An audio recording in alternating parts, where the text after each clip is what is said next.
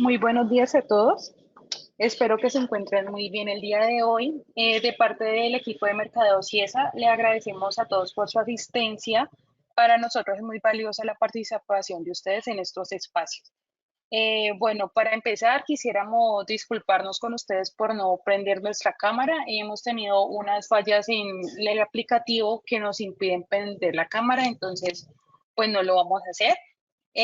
Para iniciar este webinar, hoy nos acompaña nuestro invitado especial, Juan Carlos Rodríguez Rivas. Él es director general de Plataforma Tecnológica Plated y a su vez vamos a abordar temas los cuales van a estar enfocados en la biometría móvil y dentro de nuestras temáticas específicas se encuentran los diferentes temas. Vamos a abordar el control de tiempos laborados en lugares remotos y sin acceso a Internet, programación de turnos y manejo de novedades, integración de horas laboradas con nómina y control de tiempos en sedes con pocas personas. Por otro lado, si en el momento de la sección surgen dudas, nos pueden dejar todas sus sugerencias en la parte de preguntas y las vamos a estar abordando dentro del seminario. También para recordarles que este video una vez pues se termine, se edita y se va a subir a nuestras redes sociales.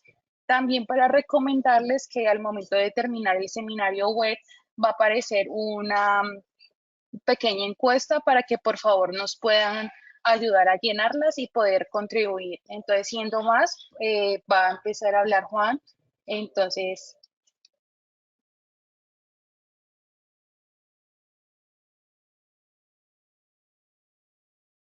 Bueno, muchas gracias. Muy buenos días. ¿Me confirmas, María Camila, que están viendo la pantalla, por favor? sí, señor, ahí se escucha y se ve. Ok, bueno, muy buenos días. Muchas gracias a todos por esta presencia hoy aquí. Vamos a conversar sobre biometría y sobre sus usos en los asuntos de control de acceso y control de tiempos laborados. Em, ya llevamos cerca de casi 20 años trabajando con este asunto y estamos viendo cómo la biometría dentro de las tecnologías actuales se está involucrando en muchos aspectos cotidianos. Todos los que tenemos un smartphone, pues nos damos cuenta que ya podemos colocar nuestra huella o ya nos puede identificar facialmente con la cámara. También vemos cómo las inteligencias artificiales nos pueden identificar la voz o tomar textos directamente desde nuestra voz. En ese contexto, vamos a observar algunos asuntos de la biometría. Intentaré explicar algunas situaciones, cómo viene evolucionando la biometría, también algunas tendencias mundiales de uso de las biometrías y en particular el asunto de la biometría móvil. Básicamente, pues la biometría es, como su nombre lo indica, unas mediciones de asuntos biofísicos de las personas o conductuales. Y son unas pequeñísimas mediciones que pueden diferenciar una persona de la otra. Y esta identificación biométrica pues se basa en los rasgos físicos, por ejemplo, y la biometría nos permite entonces, con un cierto nivel de certeza, lo vamos a ver también como un tema importante a tratar, si esta persona es fulano o sultano, digámoslo así. Hace mucho tiempo y como resultado de los avances en criminología, sobre todo en Europa, inició el tema, países como Inglaterra sobre todo, se empezó a hacer grafología y identificación de huellas dactilares, ya va a ser 100 años o más. Es un tema muy maduro lo de las huellas dactilares. poco a poco la ciencia se enteró pues de que las huellas dactilares casi siempre son únicas, y tengo que decir que casi siempre porque existe cierto margen allí en las huellas dactilares. En ese tiempo, pues los grafólogos encontraron y fueron capaces de saber cómo es una huella, los componentes de la huella, los nódulos, la forma como está hecha, etcétera. Y ha sido la biometría más expandida y usada. De hecho, sigue siendo lo que confirma de pronto asuntos documentales, por ejemplo, que hay que poner la huella, entonces se usa la almohadilla con tinta para que la huella quede marcada. Y aún hay especialistas que con una lupa son capaces de identificar si una huella es igual a la otra. Sin embargo, pues la tecnología ya hace que esto sea mucho más fácil de identificar. ¿Sí? Ese asunto de la identificación primero estuvo en personas y luego la tecnología empezó a evaluarlo. Y aquí es cuando aparece lo que llamamos algoritmia o algoritmos de identificación biométrica, que lo que hacen es de una huella o de un rostro o de un iris o de una mano, que son de las biometrías más comunes, digámoslo así, sacar, extraer en un proceso sencillo de todas maneras, las medidas, unas medidas que se convierten en algo que en los términos de biometría se llama template, el template biométrico de alguien. Este template biométrico de alguien, entonces, si yo lo tengo previamente, pues voy a, de alguna forma, con tecnología, voy a ser capaz, cuando se me vuelva a presentar esa imagen o ese sonido, voy a poderlo comparar con el que tengo guardado y decir, es fulano. Eso que acabo de decir son tres momentos, tres momentos. El momento del extract, que es cuando saco la biometría, ¿cierto?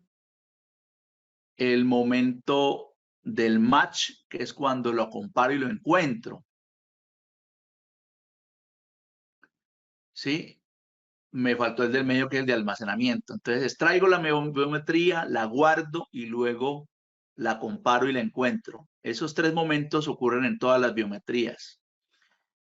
¿Qué pasa con la biometría? Pues que el template biométrico es algo, primero, personal. Entonces, es interesante e importante pensar que la biometría debe almacenarse de forma segura. Ya tenemos cierta madurez con nuestra ley de habeas data, al menos en Colombia, y pues debemos ser serios y juiciosos con los asuntos biométricos. Es decir, tenerlo en dispositivos que no tengan acceso sin clave, que estén seguros, o contenerlos en bases de datos con todas las seguridades necesarias. En este momento, el avance en Colombia de la ley nos ha permitido acogernos a ciertas normatividades ISO, por ejemplo, en el caso de la biometría de dedo. Y como es algo tan tradicional que tenemos inclusive hasta nuestros abuelos, personas centenarias, todavía con su huella en la registraduría. Es decir, la huella digital ha sido la identificación biométrica en Colombia todo este tiempo, pero no solo en Colombia, en el mundo entero, porque las nuevas biometrías vinieron a aparecer hace máximo 20 años y a popularizarse hace máximo 10 o 15 años. Así que la biometría de dedo es la única que está normada, normatizada.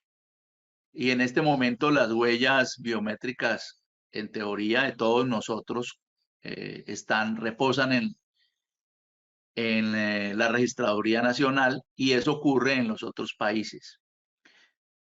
Sin embargo, existen unos riesgos interesantísimos y muy pendientes debemos estar, porque, como sabemos, los sistemas operativos de nuestros dispositivos móviles están capturando nuestras biometrías. También cuando en Facebook decimos que te puedan reconocer y que te busquen en otras fotos, es porque han extraído tu template biométrico y te pueden buscar en fotografías. Así que Facebook, Instagram y estas redes sociales en general tienen las biometrías de las personas. Ya sabemos que es algo como oscuro en el sentido que no sabemos si las comparten, o mejor, si sabemos que las comparten con gobiernos o no sabemos con quién, y algo pueden de pronto usar de nuestra biometría para identificarnos en cualquier momento. Así que la biometría se volvió un asunto de cuidado, pero supremamente extendido. Ya todo el mundo entiende y sabe lo que se maneja con la biometría. Bien, eso es como un pequeño pasoncito sobre lo que es la biometría y los asuntos legales. Ahora vamos a pensar un poquito porque la realidad y nosotros que hacemos biometría hace más de 15 años, tuvimos y sentimos y les queremos contar el impacto que tuvo la pandemia en los asuntos biométricos. Como pues todo el mundo siempre asumía biometría con el asunto del dedo, ¿sí? O los dedos. De hecho, en migración y ya les conté sobre otros asuntos, la biometría de dedo era lo extendido. Vino una pandemia y dentro de nuestras paranoias, porque obviamente digamos que fue la gran pandemia después de 100 años, todo el mundo preocupado por el contacto y no solo todo el mundo, sino las autoridades proscribieron el uso de los huelleros. ¿Por qué? Porque uno debe tocar el huellero. Y entonces, con nuestra paranoia, pues que si alguien tocaba el huellero con el virus, de pronto al tocar el huellero nosotros también se nos iba a contagiar. Y hay que decir que no podemos comprobar, no se puede contar si eso es cierto o no cierto. ¿Sí? Entonces, esta situación hizo que la SIC, ¿sí? Que regula las empresas, las industrias en Colombia, emitiera unos comunicados en el que no se podían usar los huelleros. Parece algo como, bueno, está bien, no usamos los huelleros. Resulta que muchos huelleros se usan para abrir puertas, muchos huelleros se usan para permitir accesos en programas, para autorizar transacciones financieras o logísticas. Y sobre todo lo más extendido, se han usado por mucho tiempo, más de 15 años, para hacer registros de labor. O sea, para registrar el momento en que empiezo a trabajar y cuando termino de trabajar. Entonces eso para para una compañía pequeña, bueno, interesante, pero no tan grave. Pero en general, para compañías con más de 100 empleados, 500 empleados, 1000 empleados, 2000, 4000 empleados, regresar a la manualidad para controlar los tiempos y liquidar la nómina es un problema gravísimo. Y entonces, ¿qué pasó para nosotros los integradores y digamos, muchas más como compañía, en el caso de Ciesa, responsable de apoyar a nuestros aliados, clientes en este asunto y ahora ver que no podían usar su huellero? Afortunadamente nos encontramos siempre con aliados fabricantes internacionales que a la carrera rápidamente tuvieron que hacer evolucionar la biometría facial. Entonces hubo un brinco importantísimo año 2020 en el que la biometría facial mejoró en menos de 6 meses casi que logarítmicamente, unas 100 veces. Los lectores biométricos faciales de prepandemia tienen muchos problemas. eran equipos, para decirlo de alguna forma, que ahora ya pueden casi que decirse obsoletos. Ahora la biometría facial cambió y tenemos una serie de novedades y equipos interesantísimos. Y a todos, incluidos los integrantes y nosotros por el lado del software, tuvimos que, muy a la carrera para atender este problema, integrar estas nuevas tecnologías biométricas faciales. ¿Y por qué nos fuimos por facial? Digamos que las otras, hablando de la de mano, que estuvo un tiempo y digamos muchas compañías, sobre todo industriales, la asumieron, que no sé si alguno conoció esos lectores donde se ponía la mano, pero también eran de contacto y sus capacidades eran relativamente bajas. Los lectores soportaban 500 templates de mano, cosas así.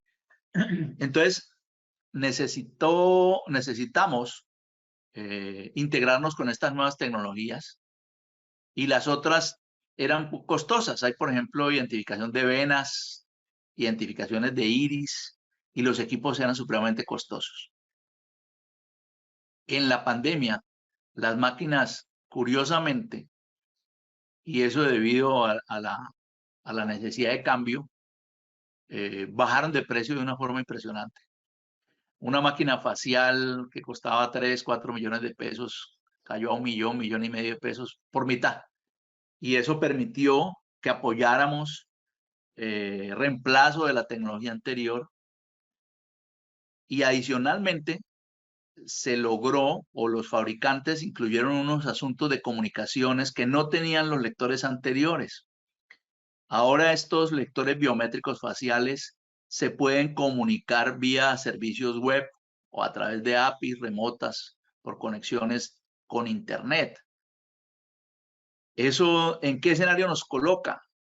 Prácticamente un lector facial puede ser omnipresente, es decir, omnipresente no, perdón, se puede ubicar en cualquier parte sin ningún inconveniente, mientras haya Internet. Y ahora ya sabemos que al menos en nuestro país hay a veces más Internet que agua. Así que casi que en cualquier puerta es posible ahora, con los avances de este golpe que nos dio la pandemia a la tecnología de la biometría facial, podemos conectar los lectores vía Internet en cualquier sitio. Con eso en mente, vamos a mirar un momentico y a cerrar el tema de la comparación entre lo de huella y lo facial, digamos, para que ustedes queden con la información de primera mano y puedan tomar decisiones. La huella, pues, es algo tradicional. Tiene el inconveniente de que hay problemas físicos con la huella. ¿A qué me refiero con problemas físicos? Y nos pasaba hace años que trabajamos con tecnología de huella, y eso que usábamos tecnologías de talla mundial y algoritmias europeas muy, muy buenas, y sin embargo hay personas que trabajan con sus manos, y entonces, por ejemplo, curiosamente, tenemos hoteles dentro de nuestros usuarios de biometría de huella, y la gente de cocina pues se corta los deditos preparando los alimentos, y entonces esas cortaduritas dañan la superficie del dedo donde está el perfil biométrico, y entonces podía fallar la biometría. Personas que trabajan con asuntos químicos o abrasivos, y entonces sus huellas también se deterioran. Y personas que naturalmente tienen problemas con sus huellas de forma periódica o permanente, entonces tomarles las huellas es muy difícil. Aquí aparece un concepto que están viendo en pantalla que se llama el FAR, que es como el porcentaje de falla probable del reconocimiento. Entonces, esto es relativamente bajo, dice que 1 en 1000 o el 0,1%. La realidad de nuestra experiencia es que era 1 en 500. Incluso teníamos compañías con 100 empleados y había 2 o 3 o 4 con problemas. O sea, y un 2 o 3 o 4 en 100 es mucho cuando ya no son 100, sino son 1000, por ejemplo. Estamos hablando de 30, 40, 50 personas manuales y eso no tiene sentido. En cambio, la facial, dependiendo del fabricante, de la calidad y debemos decirlo del costo del lector. Hay lectores muy económicos, pero con un FAR muy bajo, muy alto, perdón. Entonces pueden ser uno en 10.000, por ejemplo. Uno en 10.000 es un brinco de más de 200 veces lo que teníamos con la huella. Así que definitivamente en precisión el reconocimiento facial es superior. Y hay cierta ventaja en velocidad cuando se usa un lector biométrico, un dispositivo, equipo lector biométrico especializado. Es más rápido que con la huella, porque con la huella yo tengo que poner mi mano allí, con esto solo observo el dispositivo y de inmediato me identifica. Ahora, ¿por qué usar biometría para control de tiempos? Digamos que lo más elemental es porque a alguien se le puede quedar la tarjeta de proximidad o el carnet con código de barras. Pero detrás de eso ya sabemos que el asunto de la suplantación es común. Las personas hacen cosas como esas. Así que alguien podría pasarle el carnet y pasaba a otro y entonces hacer registros no certeros de tiempos. Así que la biometría sigue siendo muy buena idea para los asuntos de control de tiempos y control de acceso y garantía de la identificación de la persona. Cuando les comento de que la precisión del reconocimiento facial varía según el escenario, me estoy refiriendo a luminosidad, a qué tan despejada tengo la cara, porque yo puedo tener gafas, casco, podría tener el barbijo que usamos en pandemia o una máscara. Podría ayer tener barba y hoy no tenerla. Podría tener ayer cabello largo y hoy cortármelo. Es decir, hay unos escenarios allí en los que podría fallar. Sin embargo, y es lo que les quiero mostrar, vamos a mirar un pequeño video en el que podemos ver escenarios de identificación facial. Aquí, por ejemplo, tenemos personas con gafas de sol. ¿Vieron que en menos de un segundo? Con casco, seguridad y gafas. Miren. Con casco y cubrebocas. Con casco para moto. Voy a repetirlo, ¿sí? Un segundito, porque para que digamos que algunos tabús se abandonen.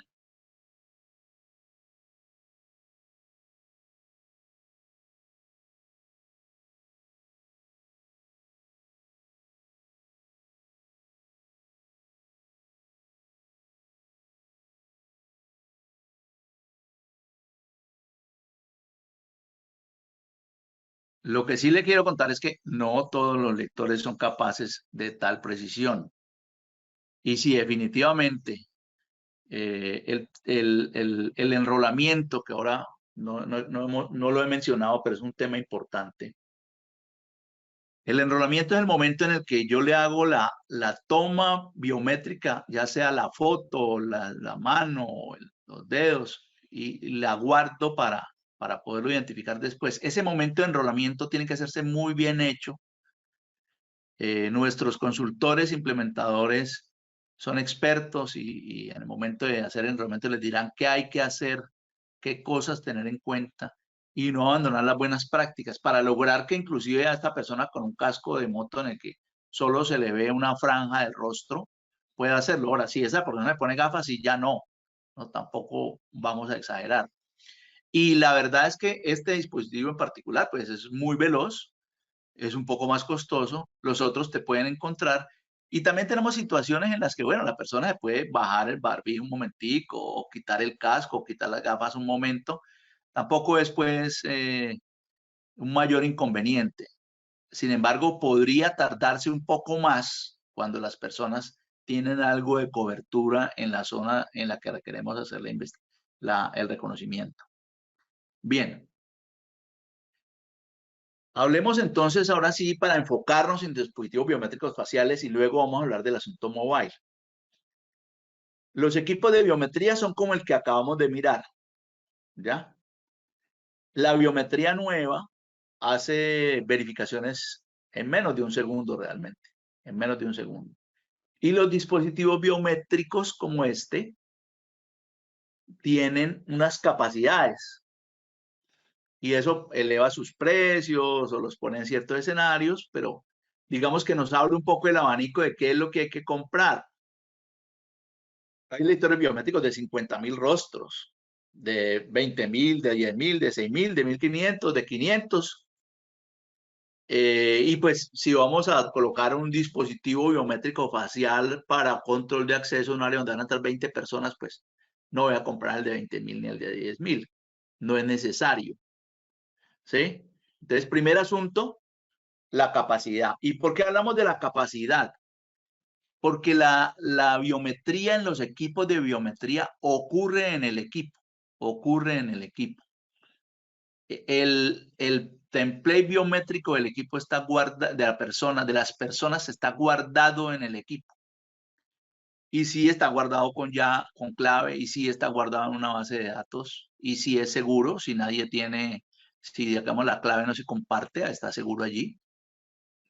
Sin embargo, si es Access, por ejemplo, es capaz de guardarlos en la base de datos y distribuirlos. Entonces yo podría tener una sede central en la que enrolo mis empleados, mis colaboradores, guardo el template de su rostro en la base de datos de CIESA Access y luego puedo mandar a Hugo, Paco y Luis a un lector nuevo que estamos instalando en la sede de Palmira o de Cartagena, sin necesidad de que ellos tengan que enrolarse en el equipo que está allá. De la misma forma como lo envío hacia ese equipo, también lo puedo retirar a través de CIESA Access. Es decir, tengo la administración de los templates. Esta persona entonces cuando pone su rostro frente al lector, el lector lo está identificando. ¿Eso qué nos garantiza? Velocidad, seguridad. Es un equipo especializado para hacer el reconocimiento facial. ¿Y qué ocurre después de eso? El sistema centralizado se entera de la marcación si estamos en línea y podemos hacer aperturas de puertas o podemos hacer el registro de entrada a trabajar o salida de trabajo, salida de almorzar, el regreso de almuerzo, bueno, cantidades de ideas que manejan los empresarios para hacer su control de personal o para intentar tener información sobre los tiempos de labor de la gente. Bien, en todos los casos con las biometrías faciales nuevas, estos equipos se hacen reconocimiento en menos de un segundo. La segunda posibilidad, y es un poco la que nos invita a esta charla, es la de que se haga con dispositivos móviles. Estamos hablando entonces de celulares o tabletas o equipos móviles de reconocimiento facial.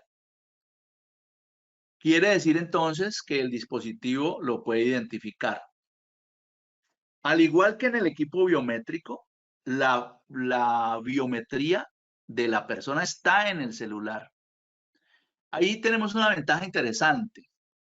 Y es que si lo hacen en el celular personal, un colaborador, digamos, tenemos el acuerdo con él de que guarde, de que use la aplicación, por ejemplo, de CIESA Access.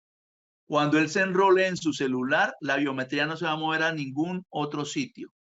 Es decir, la va a tener segura en su celular, es su biometría, nos está sirviendo para algo a todos, a él y a la compañía, que es que nos ayuda a identificarlo. Bien. Como se hace con la cámara del dispositivo, que puede ser la cámara delantera o incluso yo con una tableta, puedo identificar a otras personas usando y teniendo yo la app abierta con la cámara delantera, mirar a la persona y capturar su biometría e identificarlo. Entonces, no es tan rápido como con un equipo especializado. En este momento estamos entre 3 y 6 segundos, lo cual para un registro biométrico facial es un tiempo que está bien. Si voy a usar un celular para más de 20 o 30 personas, de pronto para ellos puede ser lento porque van a tener que dar cola.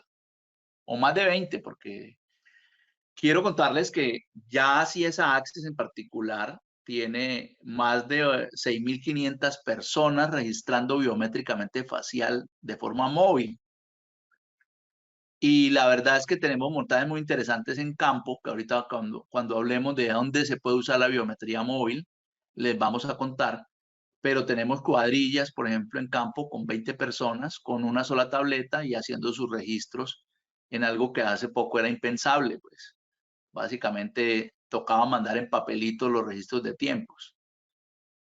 Entonces, en los dispositivos móviles, con una aplicación como CIESA Access, es posible hacer registro biométrico facial. El tercero del que les vamos a conversar son las videocámaras que tienen la posibilidad de hacer reconocimiento facial.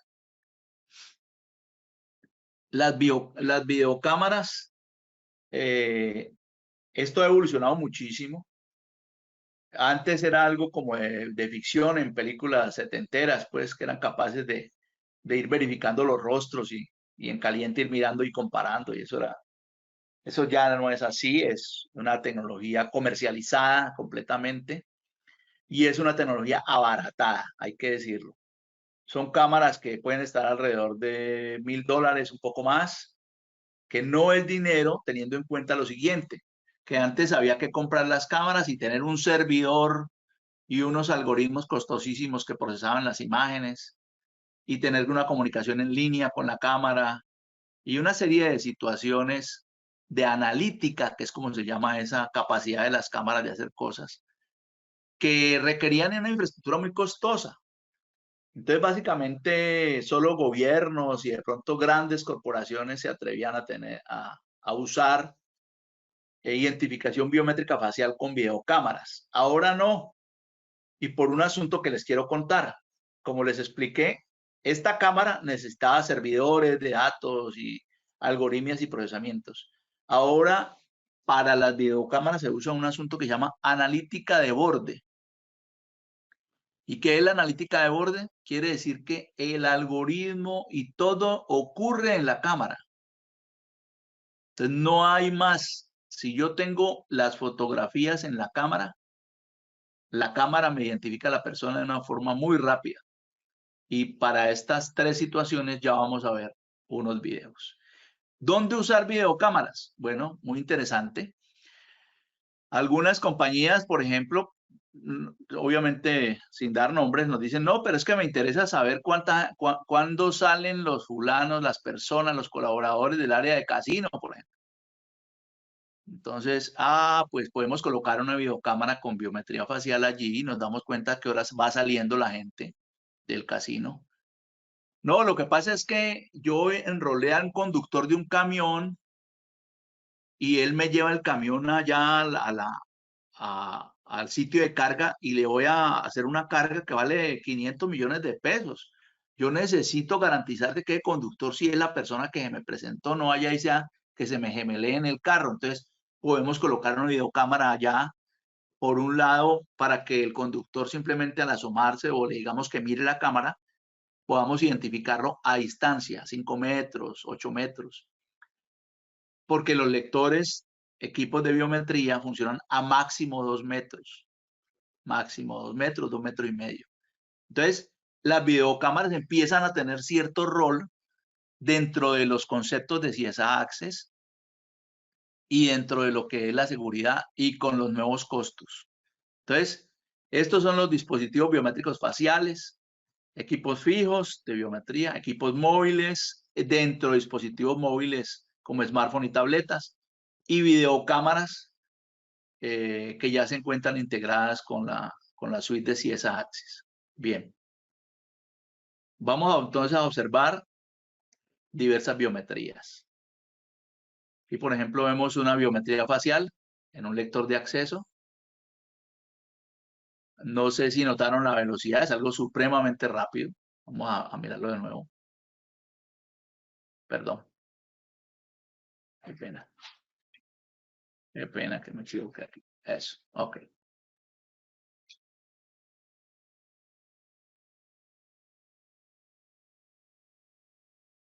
¿Sí? Miren que son molinetes que tienen entrada, salida por dos lados, o sea que necesitan para un molinete solo al menos dos lectores, uno entrando, otro saliendo. Aprovecho esta imagen para contarles que en los molinetes se pueden instalar varias modalidades de identificación. En este caso, por ejemplo, también se pueden usar tarjetas de proximidad o se pueden poner lectores de códigos de barras o se pueden colocar inclusive huelleros, y es que finalmente se decide por manejar de nuevo huella. Y estos dispositivos biométricos también pueden venir multibiométricos, es decir, ser de rostro y además permitir contacto directamente en el dispositivo. Este asunto hace una diferencia importante en control de acceso. Cuando yo tengo un lector sin una puerta o sin un molinete, yo puedo decir que el registro es discrecional. ¿Cómo así? Que la persona si quiere se registra y si no, pues no lo hace. Pero si tengo un molinete, el registro es obligatorio y entonces tengo control del registro. Por eso muchos de nuestros clientes estamos implementando para ellos molinetes que obligan a los empleados y visitantes y contratistas a hacer su registro de acceso. Entonces el guarda se libera un poco y puede hacer otras cosas. En los asuntos de tiempos es genial porque yo a estos lectores de aquí adelante, a través de CSA Access les digo, no, esto es entrada y estos son de salida. Entonces esas situaciones hace que garanticemos las parejas de marcación, que son es un asunto fundamental para poder hacer los registros. Y existen muchas ventajas de esto, porque por ejemplo, si un empleado está en vacaciones, no debería entrar al campus de nuestra compañía porque se convierte en un riesgo, porque este empleado no está cubierto por el ARL y llega a tener un incidente, se nos vuelve un problema. Cuando está en vacaciones, cuando está en permiso o cuando tiene una incapacidad. Bien, este es el caso entonces de la biometría facial. Ahora vamos a mirar la biometría de videocámaras, cómo se ve. Este es solo explicativo, demostrativo. Aquí varias cosas. Lo primero es que en un paneo se pueden verificar muchos rostros al tiempo, ¿sí? Y además podemos tener una base de datos de personas que estamos verificando. ¿Qué pasa? Que podría alguien pasar de agache perfectamente. Entonces, ojo con las capacidades. No, yo pongo una cámara de estas en la entrada y ya listo, queda mi registro de todo el mundo. Eso no es así. No es así, ¿sí? Puede pasar de que alguien se nos pase. Por eso el molinete, la responsabilidad, la cultura empresarial, los asuntos contractuales con los colaboradores que los obliguen mediante contrato a hacer su registro biométrico de entrada y salida son muy importantes.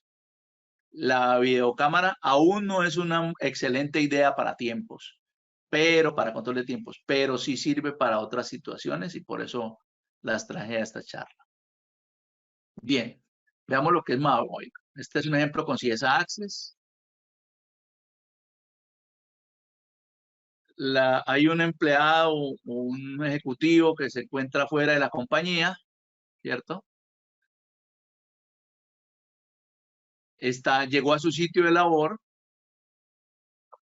abre su celular, le da registro, lo identifica y hace su entrada. Así que, básicamente, con este dispositivo tenemos el registro en tiempo real de las personas. Vamos a pensar un momentico sobre este asunto de la identificación mobile. Primero, pues, tengo que tener la app instalada en el dispositivo y debe tener, podría o no tener salida de internet. Ahorita lo vamos a explicar un poco más. Pero básicamente me permite en cualquier parte hacer registro. Y como les conté, la biometría está en el teléfono, ¿sí? O sea que no tengo riesgos con el asunto biométrico. Además, si yo tengo una cuadrilla pequeña o tengo un almacén en el que laboran 5 personas, no tengo que comprar un lector. Entonces se abarata la infraestructura. Y a veces el lector toca que la primera persona que entra al almacén lo encienda. Cosas como esa, por ejemplo. Mientras que el celular, pues prácticamente hay más celulares que personas, hablando de Colombia en particular, por ejemplo, o por lo menos más SIM card activadas. Entonces, estas posibilidades mobile son de las que vamos a hablar ahorita. Vamos a hablar primero sobre los dispositivos móviles y luego le voy a explicar un poquito sobre el despliegue y las capacidades y por qué podemos decir que a pesar de que no haya internet puede existir el registro. Lo primero ya dijimos, puede correr en celulares o en tabletas. Si es Access, corre en Android 10 en adelante. Y muy próximamente, pues vamos a estar para iOS, porque tenemos obviamente personas que usan iPhone. Y vamos a poderlo usar también con iPhone. La biometría local, ya les conté, está en el celular.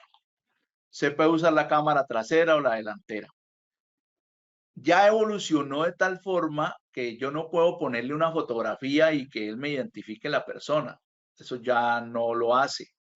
La algoritmia que usamos no permite, lo hace para una persona que esté viva, que tenga profundidad en su rostro. Capta asuntos de profundidad del rostro para que no vaya a haber fraude porque ponen una foto. El registro puede ser online u offline, ya ahorita en el despliegue se los explico. Y la georreferenciación del registro ocurre siempre. O sea, no importa si hay línea o no hay línea. La sincronización de los eventos que ocurren puede ser automática o a demanda. Bueno, venga, yo mando lo que ocurrió esta mañana. Y también pueden leerse códigos de barras o cédulas.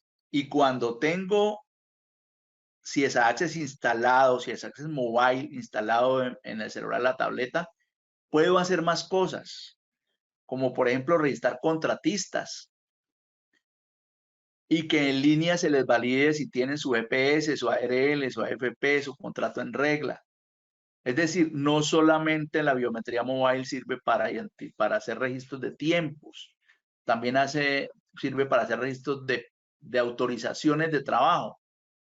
Un contratista que se me presente allí, si esa Access va a poder, obviamente, trabajo previo de información, decirle al funcionario, a la persona o al guarda o a alguien que está atendiéndolo, si esta persona puede o no puede entrar a trabajar, si está en regla con nosotros. Y hay otras funcionalidades que pueden hacerse con el mobile que no son parte de esta charla, pero las menciono, que son, por ejemplo, registrar vehículos con la placa, paso de un vehículo, entrada de un vehículo, salida de un vehículo. Y también incluso registrar equipos que están asignados a las personas, portátiles o otro tipo de equipos que quiero controlar. Bien, entonces esto lo veníamos conversando en la charla, pero en términos generales es lo que ocurre o puede ocurrir en un dispositivo móvil. ¿Cómo es el despliegue y la conectividad? Vamos a poner 3 escenarios de conexión a Internet. Si yo tengo un celular que está conectado al Wi-Fi y el Wi-Fi tiene salida a Internet, estoy conectado porque el servicio que atiende la biometría móvil está en Internet. Está en Internet. Entonces yo puedo conectarme al Wi-Fi y a través del Wi-Fi salir por Internet. También puedo tener un lector biométrico que tiene Wi-Fi. Muchos clientes, por ejemplo, podrían simplemente poner un lector en el área que quieren controlar, conectarlo al Wi-Fi, darle salida a Internet y tener el control de acceso en muchas formas casi desconectado de sus sistemas locales. Esta es la primera modalidad. La siguiente es a través de la SIM card del teléfono. Realmente funciona inclusive en conexiones 3G porque los datos que viajan son muy pequeños. Simplemente viaja la información, mejor dicho, el conjunto de datos para los de tecnología de esta audiencia no pesa 40K. Son muy pequeños. Podríamos decir un suspiro. Así que esa SIM card es capaz de mantenernos en línea, conectados todo el tiempo, con la base de datos central y con el sistema, por ejemplo, si es Access en línea. Pero ¿qué pasa si no tengo internet? Si no tengo internet, de todas maneras el sistema hace el registro y lo guarda en una base de datos local en el dispositivo celular o tableta. Entonces, voy a poner el ejemplo de un coordinador de un grupo de una compañía de construcción. Entonces, ellos van a trabajar en la vía, en la cota kilómetro 20 más 100 metros, digamos. Pues resulta que allá no hay internet, pero allá llega su cuadrilla de 6, de 8 personas y él es el coordinador y tiene la app instalada. Entonces, sin internet, podría tener las biometrías de ellos 8 allí y hacer el registro de inicio de labor y al final de la tarde el registro del cierre de labor y él lo recoge una camioneta o se va en su transporte hacia su casa o hacia la sede y en el camino su celular o su tableta se conectan con el internet a través de los celulares, de la red celular. Entonces, en ese momento puede hacerse la sincronización automática o simplemente él cuando ve la señal le da clic y envía esas marcaciones de forma asincrónica, pero cronológica. Es decir, la que ocurrió a las 6:20 de la mañana, pues en la base de datos de CS Access va a quedar como que fue a las 6:20 de la mañana. El momento de la sincronización no fue a tiempo, por eso se dice asincrónico, pero fue cronológico porque mantuvo el dato sin problemas. Entonces, para las marcaciones en línea puede ser conectado a Wi-Fi a Internet o con la SIM card. Y offline, sin Internet, guarda las marcaciones para luego ser sincronizadas. Bien, ahora, aquí vemos el satélite GPS, el satélite capaz de identificar la ubicación de la tableta o el celular donde se hizo el registro. Este satélite no tiene los inconvenientes de la red celular. Es decir, donde estemos, él va a poder guardar, además del registro, la ubicación GPS, entendida como coordenadas. Bien, entonces, en cualquier parte, él siempre va a guardar la georreferenciación de la marcación, a pesar de que no haya internet. Así que con esta explicación de despliegue, ustedes podemos decir que la biometría móvil de CS Access en particular funciona en cualquier parte. Bien. Ok. Vamos entonces ahora a hablar sobre dónde o cómo o en qué escenarios funciona la biometría móvil. Ya les mencioné las cuadrillas agrícolas. Por ejemplo, tenemos en este momento 3 ingenios ya usando este sistema en campo. El ingenio del Cauca, el ingenio Providencia y el ingenio Río Paila. ¿Sí? ¿Y qué es lo que pasa? Lo que les conté. Hay un coordinador que va con su cuadrilla, ellos se mueven por las plantaciones de caña, van por ejemplo a una suerte, que es como le llaman aquí, o le llamamos aquí en Colombia a esa área. Allá ellos llegan, luego los llevan y allá hacen su registro y cuando el señor regresa, pues están sus marcaciones. En construcción, ahorita di el ejemplo, por ejemplo, ¿sí? Pero también no solo para vías. Cuando va a arrancar una obra, las constructoras, no sé si lo han visto, pero lo primero que hacen es llegan a acercar y a poner una caseta, la caseta del guarda. Y ahí empiezan a llegar contratistas, porque la verdad es que en construcción los empleados propios son un porcentaje muy bajo del total de personas que laboran en la obra. Así que se hace muy importante, por ejemplo, para constructoras, poder tener el registro y control de los contratistas que están entrando a la obra. Lo menciono porque es cierto y la construcción como tal es una de las actividades más riesgosas dentro de las labores que tenemos aquí en nuestro país y en todo el mundo, porque la construcción implica trabajar en altura, porque implica movimiento de materiales, y ya sabemos que es peligroso, una obra en general. Así que es muy importante saber si un contratista que está llegando va a hacerlo en regla o no. Y podría no haber internet en ese sitio, pero si el celular o la PEA se ha sincronizado previamente, tengo la información. Servicios públicos, por ejemplo, la gente que trabaja en aseo, en acueducto, en electricidad, que tienen que salir directamente al campo a hacer labores y no vienen a la oficina, por ejemplo.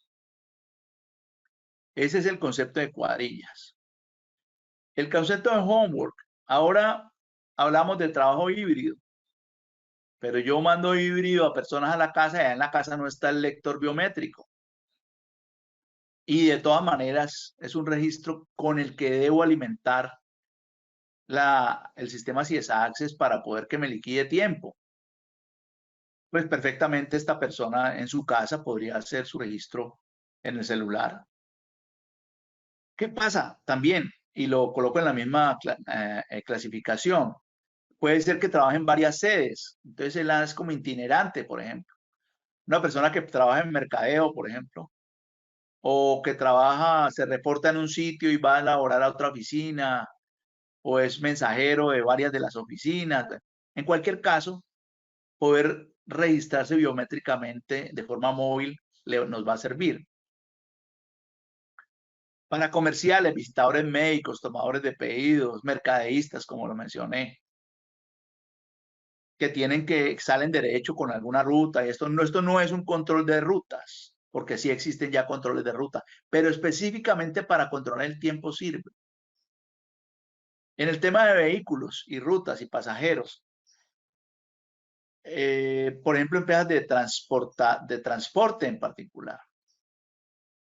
Las personas, el conductor va al parqueadero a recoger el vehículo a veces a la madrugada, sale de ahí en una ruta a recoger un personal, llega a su destino, regresa y luego en la tarde lo recoge y tiene una situación itinerante en la que debería registrar sus momentos y sus tiempos.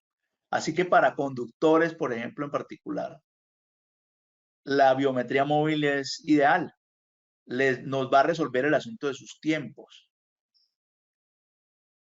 Al menos los tiempos de labor. También entendemos que algunos de ellos hacen viajes intermunicipales, interdepartamentales, que a veces le toman más de un día. Entonces, hay que aprovechar la posibilidad de tener registros biométricos móviles de esas personas. Para retail, ahorita lo mencionábamos, almacenes o restaurantes o distribuidoras en general que tienen infraestructura limitada. ¿A qué me refiero con infraestructura limitada? Pues no tienen una red local allí donde conectar un lector, solo tienen un equipo POS o a veces una tableta para registrar las ventas.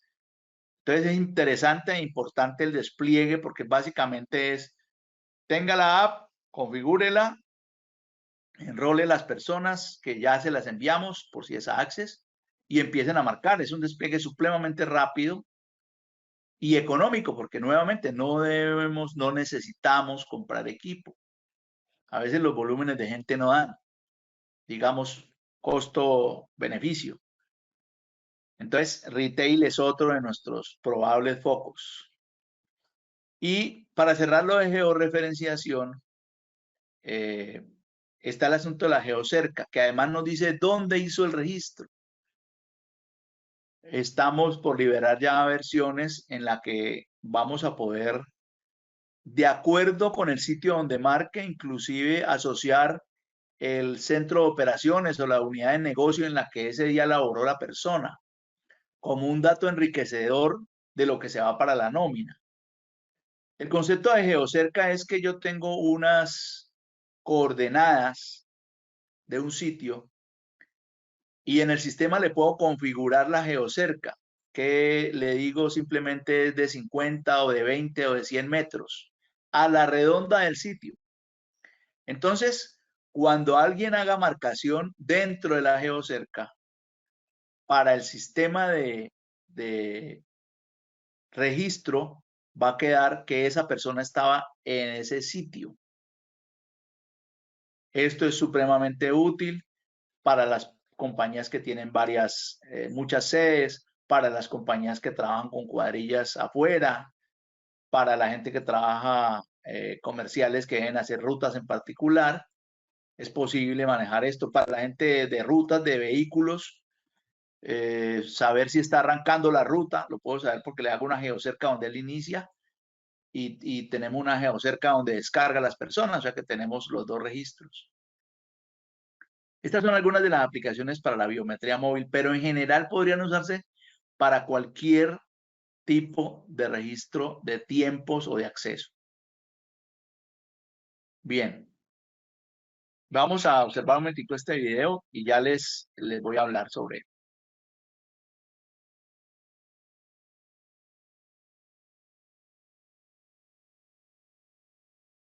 Como ven, las personas van subiéndose al bus o a la buseta y se van registrando.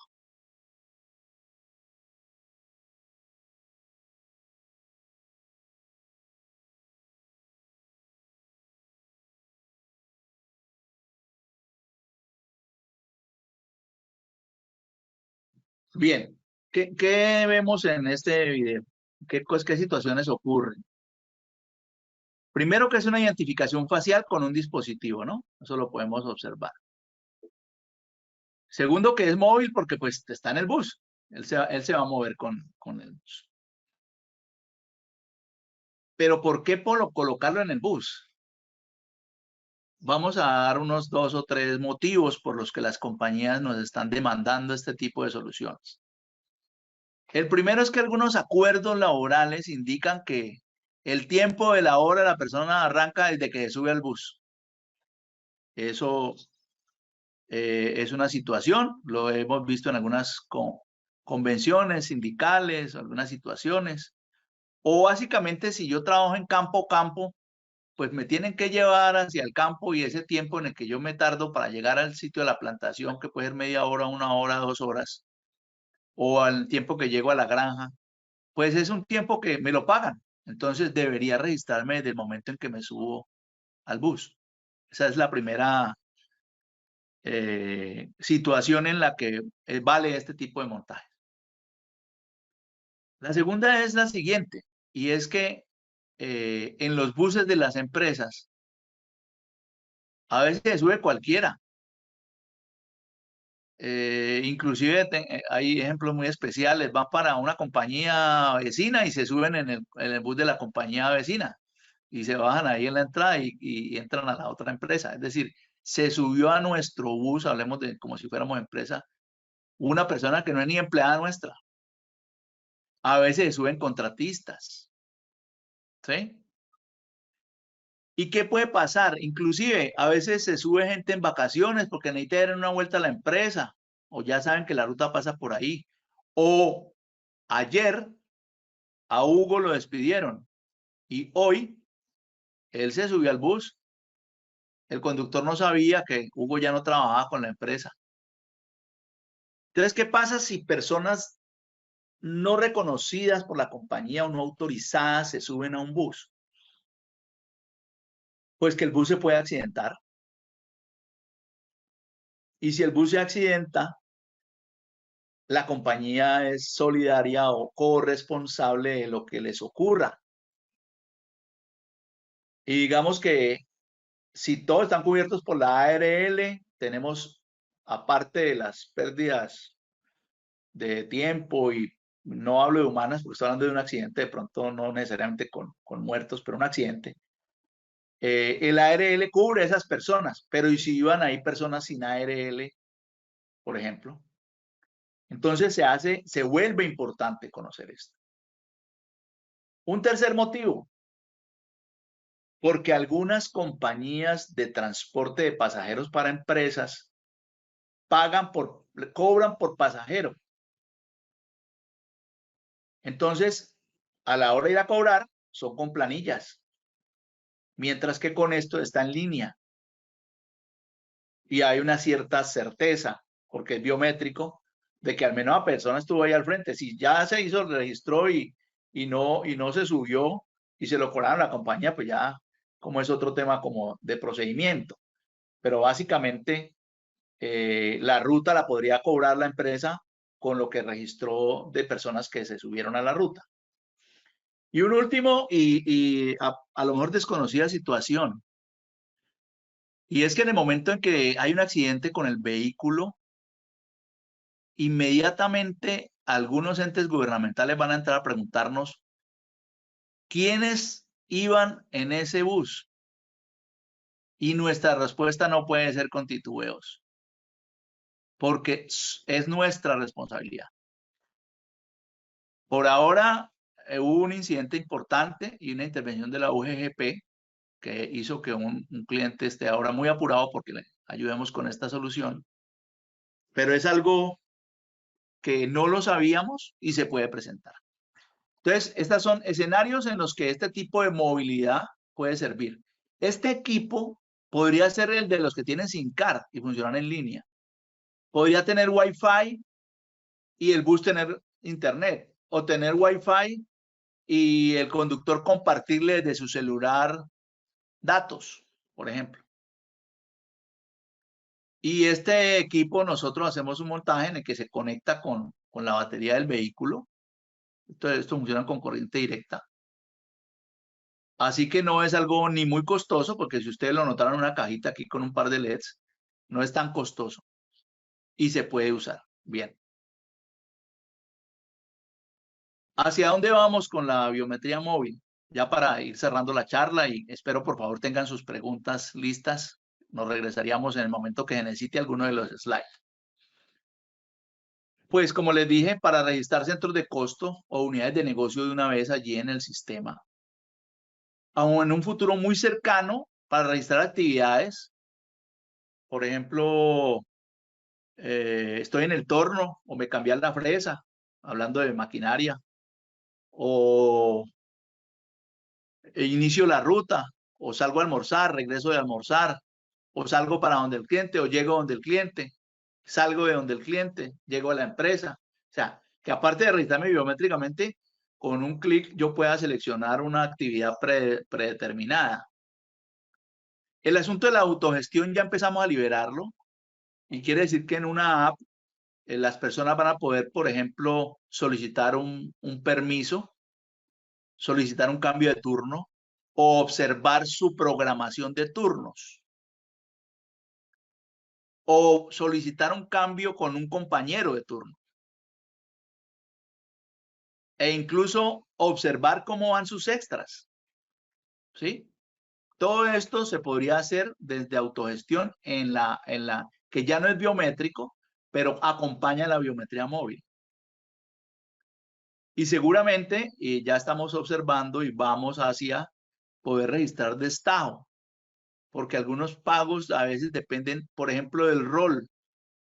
Hoy estoy de cocinero, hoy estoy de mesero, hoy estoy de cortador, hoy estoy en la alzadora, hoy estoy en... y ese día me lo pagan distinto por algunos convenios.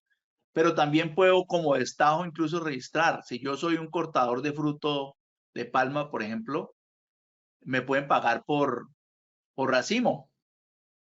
Entonces yo registro mi biometría de arranque, de fin, pero además puedo registrar cuántos racimos estoy aportando. Y lo que veíamos de las rutas, inicios, fines de las rutas, etcétera.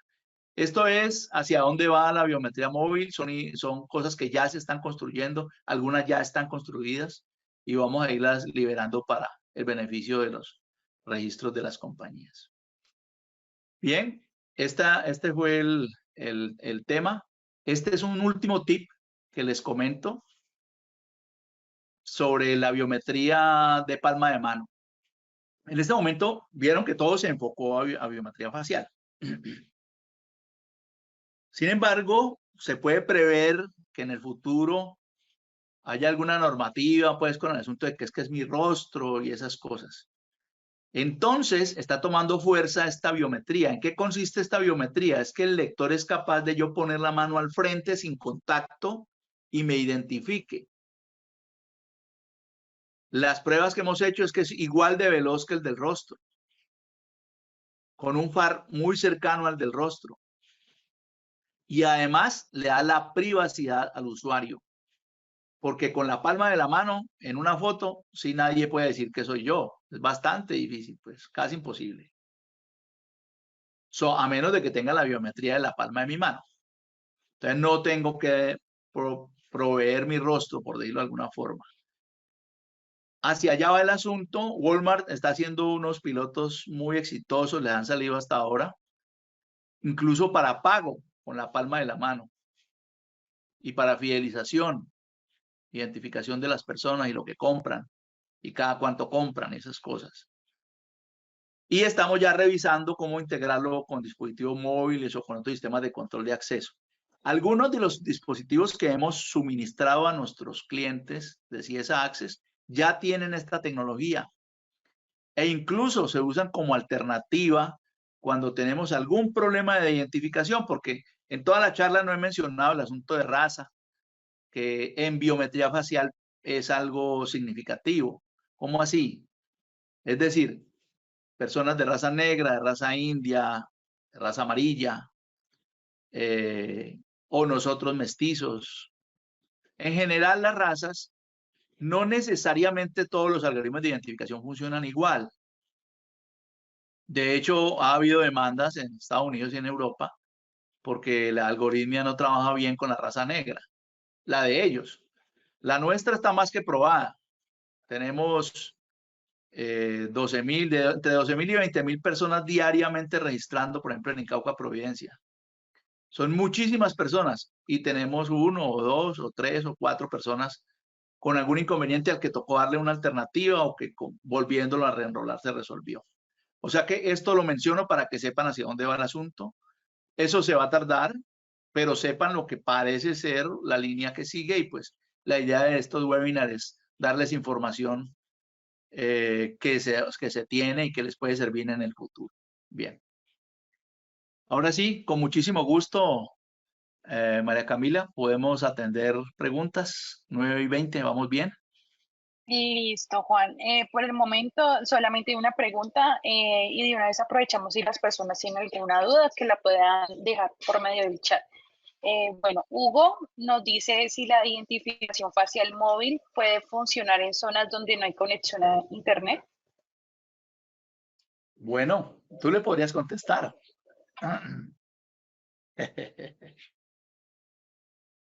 Recordemos esto. Efectivamente, sin Internet funciona la identificación facial móvil. Solo que no manda el registro en línea, porque obvio está fuera de línea. Pero cuando entre ese dispositivo a la zona de cobertura, va a enviar los registros. Entonces la respuesta es sí, puede haber identificación biométrica en zonas sin cobertura. Sin cobertura. De hecho, hay identificación biométrica en el celular y la ubicación GPS, aunque no haya Internet. El GPS no pasa a través de Internet. Listo. Listo, María Y Camila. ¿Alguien Orlando, más tiene más? sí, acá hay otra pregunta. Orlando Jaramillo nos dice que cómo sería el licenciamiento para CIESA control de acceso. Se hace por persona, por empleado, tiene unos valores por persona y hay unos rangos. Si tu compañía, César es el que pregunta, perdón. Orlando. ¿Cómo es? Orlando. Si tu compañía está entre 0 y 100, y 70, entre 70 y 100, entre 100 y 200, bueno, hay unos rangos y se licencia por persona que registra. Y ese pago se hace mensual y esto es debido a que la plataforma mobile pues está expuesta en la nube y está en internet para poderse conectar con los dispositivos. Entonces, pues ya con tu comercial, ellos fácilmente te pueden decir a cómo te sale por persona. Son valores muy interesantes en el sentido primero de que se te convierten en un gasto porque es OPEX básicamente. Y lo segundo es que pues la infraestructura no tienes que invertir en infraestructura, ni en TI, ni en cuidado de la infraestructura, nada de eso. Y además podrías tener todo el sistema por fuera de tus redes, que eso también te da muchas garantías de ciberseguridad. O sea que Orlando, claro que sí, hay unos rangos de personas y es por persona el licenciamiento. Juan, Orlando también nos vuelve a preguntar qué sería independientemente de los accesos que haga la persona. Ah, sí, independientemente. Es por persona. Si registra una o solo un día, se cobra a la persona. Si registra los 20, 30 días del mes por algún motivo y varias veces al día, no hay ningún problema. No es por registro, es por persona. Por persona, por mes. Listo. Hay otra pregunta de Sonia Lozano. Nos dice qué referencia de móvil se debe tener y qué pasa si se llega a dañar. ¿Se llega a qué, perdón? Si A se llega a dañar, qué, María Camila? A dañar. Ok, a dañar. bien. Sí. Básicamente, casi que cualquier smartphone que tenga menos de un año ya te sirve. Lo que estamos solicitando es que tenga Android 10 hacia arriba. Y si tú tienes una smartphone con Android, básicamente él solito te ha pedido las actualizaciones. O sea que en este momentico, cualquier Android. De hecho, la cámara frontal o la de la selfie más baja es de 3 megapíxeles, que es más que suficiente para hacer identificación. Y las tabletas igual. Lo importante es el sistema operativo, que sea, creo que es de Android 10 en adelante. Prácticamente todos los celulares ya vienen porque estamos en Android 11 o 12, no sé ni cómo va eso. Pero a partir de Android 10 estamos completamente seguros. Para Android anteriores habría que probar. Lo que hacemos es suministrarte la app e instalarla. ¿Qué pasa si se daña el equipo? No, tú no pierdes tu licencia, no, no es problema. De hecho, con una sola instalación puedes marcar 5 personas, pero no se te va a cobrar una licencia, son 5 personas, o sea que recuerda que es por persona. Entonces, si el smartphone se te daña, simplemente lo instalas en otro, reenrolas, que es un proceso que no toma ni 5 segundos, pongámosle 10 segundos, puedes incluso buscarte ahí mismo, pero no es un problema pues para el licenciamiento o para el cobro, eso no tiene ningún problema. Listo. Diana Marcela nos dice que cómo serían los reportes para el resumen de las estrés. Ah, bueno, buen punto. Los programadores de turno, ¿sí? Las personas que programan, perdona, yo voy a ver si puedo aquí mostrar algo. Ah, pero no sé si tengo, bueno, no. Lo voy a decir así en palabras.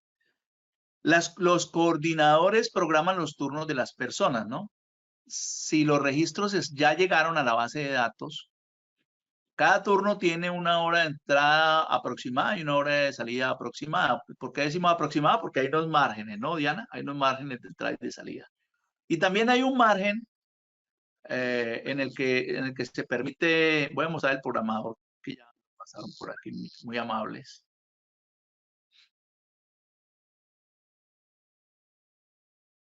Voy a entrar un momentico para explicarle a Diana lo que me está consultando. Este es el ambiente del programador de turnos, de la persona que hace la programación, ¿no? Y aquí pues voy por ejemplo, yo soy el coordinador de estas 9 personas y voy a mirar febrero a ver qué hay programación, si hay programación que tal vez no haya, ¿no? Previamente yo he tenido que programar, voy a programar a Freddy Barón de lunes a sábado en un turno diurno sencillo de 6 a 6, todo el día, 12 horas. ¿Listo? Entonces, este ambiente es en el que se mueven los coordinadores. Yo aquí puedo programar los turnos y todas las cosas, pero detrás de esto están ocurriendo las marcaciones. Febrero 5 ya pasó. Supongamos que esta persona tiene marcaciones. Entonces, aquí en los reportes, yo puedo mirar las horas adicionales que han ocurrido. Incluso si tengo horas adicionales, yo puedo asignarla aquí y decir autorizado. Entonces, perfectamente tengo un reporte, Diana, aquí en caliente que me va orientando hacia cómo van las extras. Pero esto es un preview. O ¿sí? Porque finalmente, cuando yo liquide, el sistema me va a entregar las cestas liquidadas, que es otro asunto, ¿ya? Entonces, aquí tengo de primera mano lo que está ocurriendo en el día, cómo va, porque recuerden que no siempre la liquidación es estándar por día. ¿Cómo así? Que si aquí eran 12 horas y trabajó 14, le va a pagar 2. Puede ser que sea teniendo en cuenta las 47 horas en la semana, ¿sí? Entonces, según eso, pues no debería poder trabajar todos esos días, sino voy a eliminar este par de turnos para que Fabio quede programado en turnos de 12 horas, estas 48 horas, ¿ok? Y entonces seguramente si ha trabajado correctamente y él salía a tiempo, aquí me va a decir que hay una hora extra, ¿ya? Diana, aquí con los reportes tú puedes saber quiénes han marcado después de su hora de salida un tiempo que parecen extras. Cuando hagas la preliquidación, que es otro ambiente que lamentablemente no lo tengo listo para mostrártelo, vas a poder observar las horas extras y también vas a saber cuáles de esas fueron aprobadas, ¿sí? Aprobadas aquí como horas adicionales. Y el motivo, y quién lo, y alguna observación, fue que se quedó haciendo alguna cosa, ¿no?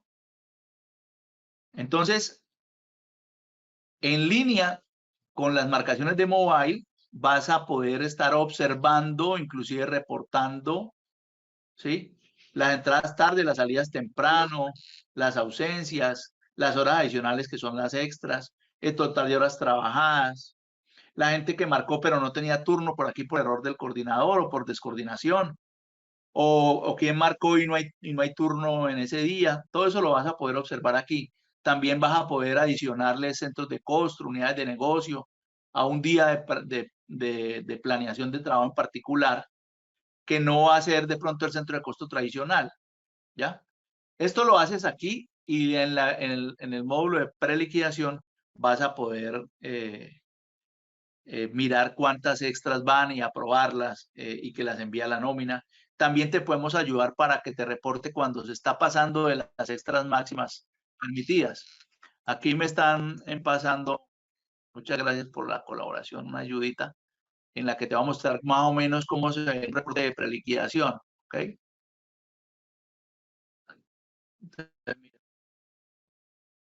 Aquí tengo un reporte de preliquidación de ciertas personas.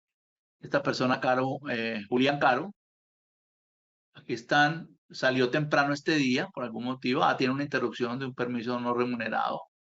¿Sí? Aquí dice a qué hora entró, a qué hora salió, recargo dominicales, recargo nocturno y estas de unas festivas. Por ejemplo, esta persona trabajó el domingo y trabajó 12 horas y fueron todas extras. Mira, 12 horas extras, 12 horas, va a subir un poquitico, que esto tal vez se vea pequeño. Y tenemos el caso de este personaje que el domingo 17 de mayo tuvo 12 horas extras de unas festivas. Y también hay un reporte que solo te saca las extras para que las aprueben, ¿sí? Son las posibilidades. Este es el resultado de la preliquidación, de consumir las marcaciones, confrontarlas con los turnos, confrontarlas con la norma de las 47 horas o de las bolsas de horas o de lo acordado y darte la información para que esto es lo que se va a enviar a la nómina para pago, cada tipo de hora con su concepto. Listo, creo que con eso más o menos queda explicado el tema. Listo. Orlando Jaramillo nos pregunta si CIESA Control de Accesos está integrado a la nómina web de CIESA.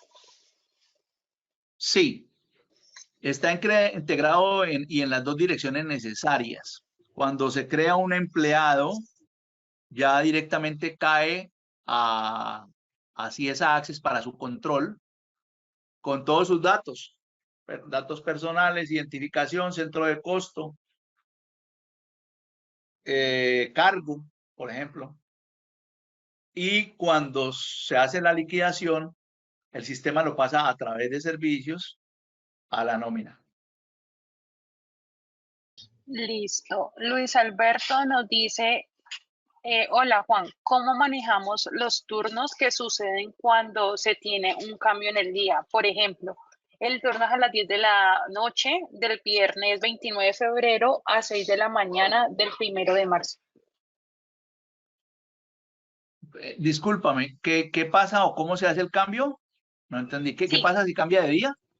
ajá, que cómo se manejan los turnos si se hace un cambio en el día. Por ejemplo, si el turno es a las 10 de la noche del viernes 29 y pasa Ujú. a las 6 del 1 de marzo. Bueno, eso existe una normatividad y así tal cual funciona el sistema.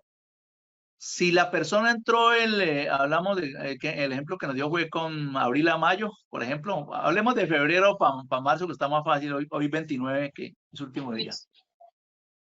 En la programación de turnos, en la programación de turnos, ¿sí? Vamos a ponerlo el día 29 de febrero, miren. Voy a programar a Leonardo Rodríguez el 29 de febrero y le voy a asignar un turno que cambia de día. Vamos a ver si veo aquí uno que cambie de día. De 10 de la noche a 6 de la mañana. Este parece ser el adecuado, mira. El que ella está mencionando, ¿no? El que Orlando nos está diciendo. De 10 de la noche a 6 de la mañana. Entonces aquí observamos a Leonardo que quedó con ese turno programado que va de 10 de la noche a 6 de la mañana. No solo cambia de día, cambia de mes. Pero la norma es muy específica. El turno es del día en el que inició el turno. ¿Ya? O sea que el sistema va a liquidar ese tiempo laborado. Supongamos que lo liquida a estajo normal, pues son 8 horas de recargo nocturno, perdón, 2 horas de recargo nocturno festivo, que son, no es festivo, perdón, son 8 horas de recargo nocturno normal para pagarlo en la quincena de febrero, o por lo menos hace parte de la quincena de febrero porque el turno inicia en el 29 de febrero. ¿Ya? No hay ningún problema con esto. La marcación si fue mobile, es la misma dosis. Aquí llega, entró a las 10, salió a las 6 de la mañana y puede incluso que haya sido remota y mañana viernes vino la persona y pudo hacer la sincronización. No importa, el sistema comprende que las marcaciones fueron de entrada y de salida y liquida los tiempos. O sea que esto funciona sin ningún inconveniente, es muy típico para nosotros. Todas las compañías industriales manejan mínimo los 3 turnos de planta, 6 a 2, 2 a 10, 10 a 6, cambiando de día.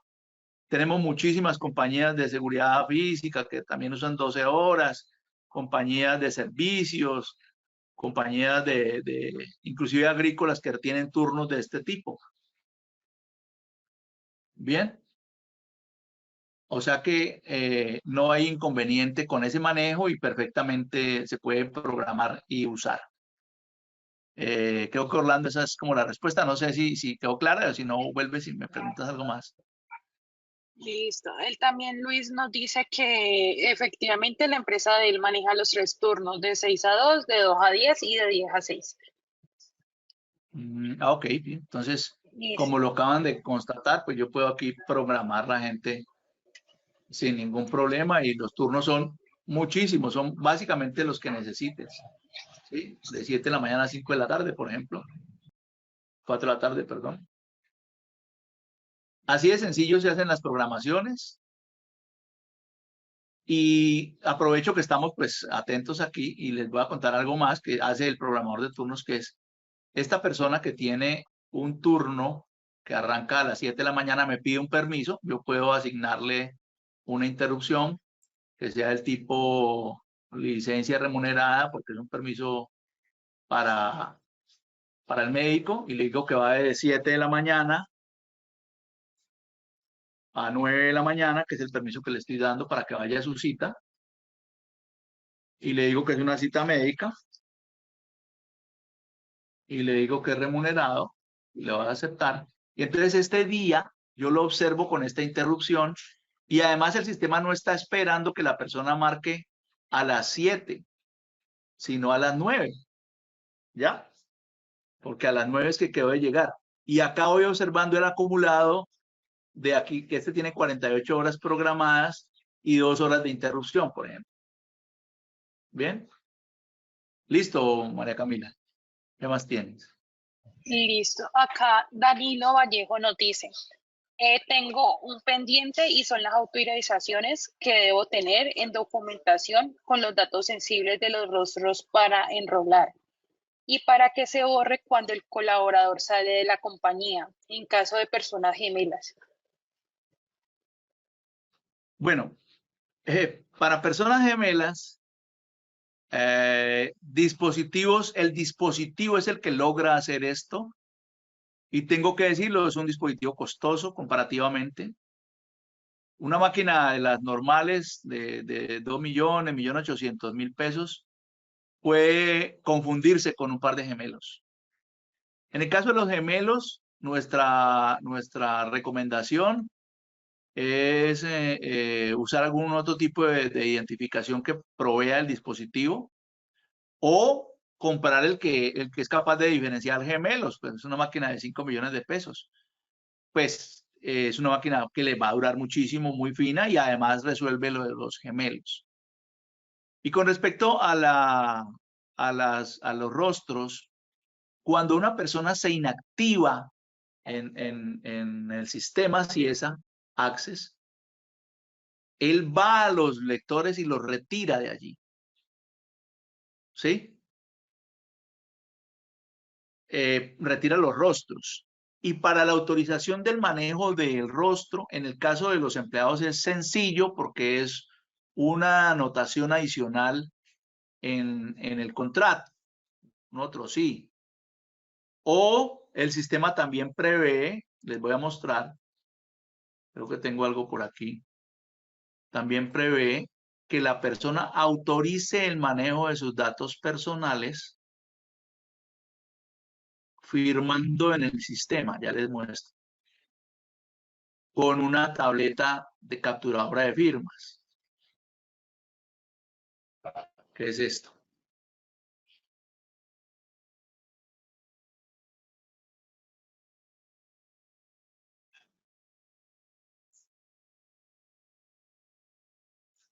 ¿Sí? Aquí está firmando un empleado y nosotros guardamos esta firma como una autorización. Puede firmar un contratista, un visitante. Hay que comprar la tableta, claro, ¿sí? Pero podemos conservar el dato de que está firmando y autorizando el manejo de sus datos personales. Esto sobre todo es útil para terceros, contratistas y visitantes. Para el empleado lo lógico, lo típico es que se coloca allí, pues que nos autoriza el manejo de sus datos personales. Recuerden que la cédula ni el nombre son datos sensibles, esos son datos públicos. Los datos personales o asuntos personales pueden ser la fotografía, el correo, el número de teléfono, por ejemplo. ¿Sí? Esos son datos sensibles. ¿Qué más preguntas tenemos? Espero Por haberle el momento, dado la respuesta, señor. por el momento no tenemos más preguntas.